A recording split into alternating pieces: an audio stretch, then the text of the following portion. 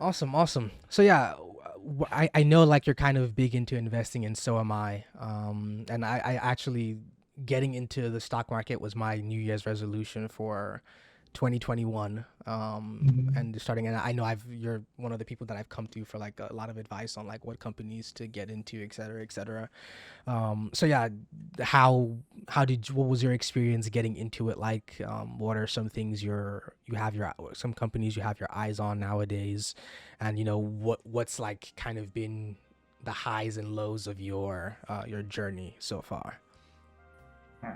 Yeah, that's a good question. So yeah, with investing, it takes a while unless you have someone that you really trust and can look up to kind of guide you. It kind of takes a while to figure out what I think is a good strategy and a winning strategy. Mm-hmm. So how I like to see this, investing is not difficult if you have a long term horizon. So picture this. I look back around 2012 when I first started seeing some of these companies. So 2012 was the first time I used PayPal. It's the first time I used Amazon. First time I used eBay. First time I used Square. I could keep going along some of these life changing technologies that started to come out around this, that started to become popular around this time. Um, so I did I kind of look back. I say, hey, what if I invested in all these companies that amazed me back then? How much would I have today? So I took all these companies, including Apple. I think the first time I had an iPhone was 2014, maybe 2013 was my first iPhone. So I took this basket of companies, about 5 or 6 companies, and then calculated my returns if I invested in them in 2012 when I first used them. And I think I averaged about almost 10 times, 10x, 10x, 9x, something like that. So meaning if I had, may say, obviously I was a college student back then, so I didn't have up to $10,000. But say I had $10,000, I just bought the stocks at random and just sat back and did absolutely nothing, right?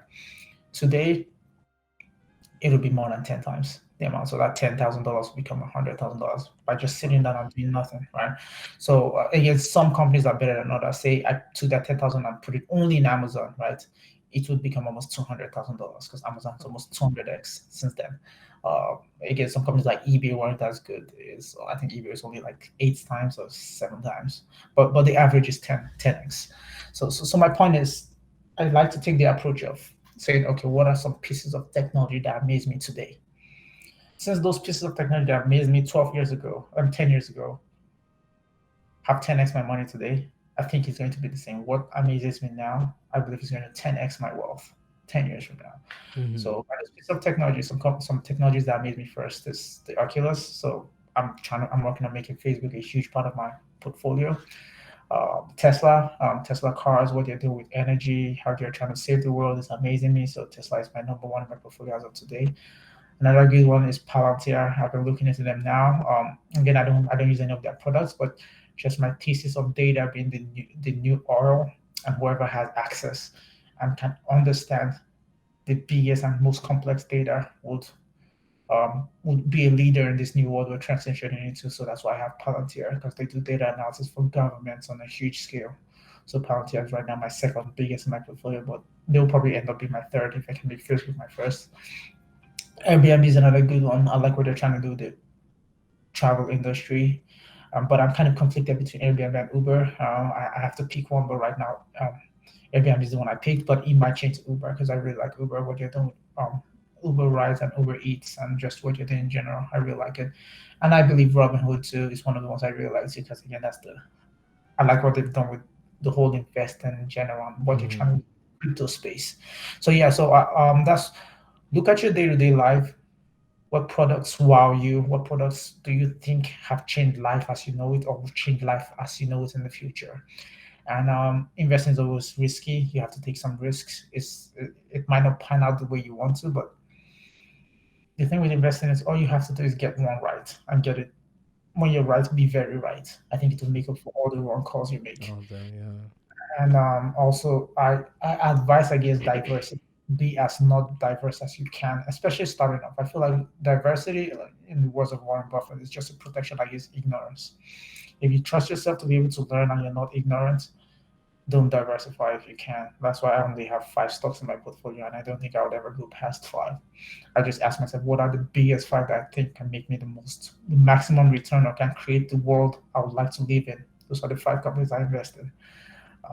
I believe when you start getting to like 10 or 20, I believe it starts to get kind of dangerous because you can't keep track on what these companies are doing. You can't keep track on Mm, the investments they're making. It starts to get difficult.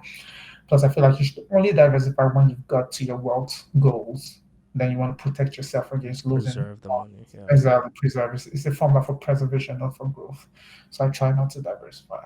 Yeah, that's very counterintuitive to like a lot of strategies that people use, and it definitely seems like yours is, and mine too, because mostly I get Mhm. the most of my information and strategies from you is just like the long term game, right? Just saying, Exactly. okay, just pick a few winners that you think are gonna blow up, and then just wait. Just toss your money in them and close your eyes. But Exactly. I know for me, there have definitely been moments where it's like it's been hard to close your eyes, where it's like things are going down. Like earlier in the summer when Bitcoin like dropped to like almost half of what Mhm. of its high at like 60, and then Tesla was also dropping too, and it was just like I was just in the red, like losing money, losing like I lost all my profit, actually losing part of my initial investment, and like it's Mhm. just a scary feeling.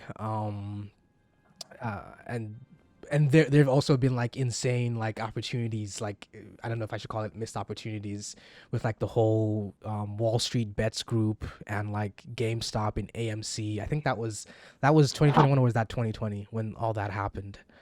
That was early 2021. Late 2020 was when it kind of started, but yeah, Yeah, early 2021. Yeah, yeah, correct. just like to have like invested money in there and just watch it just Mhm. grow in that time, that would have been Mhm. so amazing. That would have been awesome. Yeah, that would have been awesome. I feel like most people, I know if you go on Wall Street, right, you see many people post like they actually capitalized on it, but most people didn't, to be honest.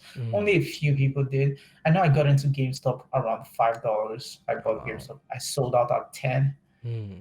and I bought back in at 10 again. I sold out at 35 because I had like Wow. 3x my money, 4x my money. But again, I didn't have which most people fall into this case. I didn't have the confidence to invest life-changing money, right? So I only put in like $1,000. My $1,000 became $2,000. I sold out. Put back in $1,000. That $1,000 became 3,500, and I sold out. Right?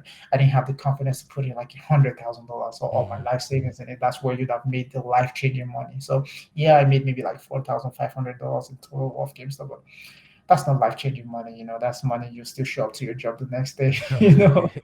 It's not life changing. So I feel like most people that actually took advantage of that fell in that bracket. They weren't confident enough to put in all their life savings in it. Which rightfully so, right? It's a very risky play. I really believed GameStop was going out of business because uh, there was a pandemic, stores were shut down.